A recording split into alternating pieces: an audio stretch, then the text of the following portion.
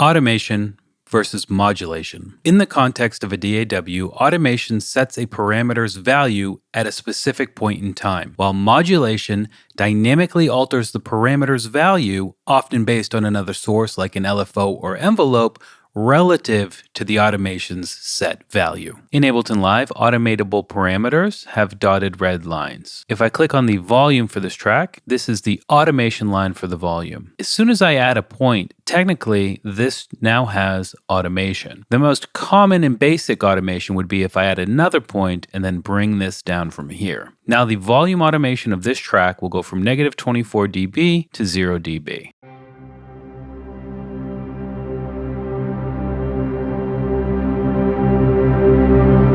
Now we can do as much automation as we want. I can add a bunch of points. I can even add some curves, and all of that will be classified as automation. Let's go back to our simple volume ramp automation. For modulation, we'll be using the LFO. This is the most common type or device for modulation, and we're going to map it to the volume of our track. You'll see here in Ableton Live, the red dot means that we have automation, and the blue dot means that we have modulation. We can't see the blue line over here. However, if we play the audio, what we should hear is the volume ducking at the speed of this LFO, in the shape of this LFO, which is a sine wave currently, starting quietly until it gets louder. So relative to the position of the automation.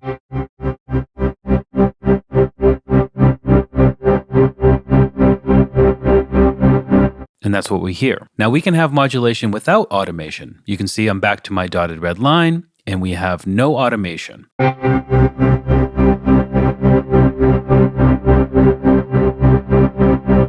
But we still hear the modulation.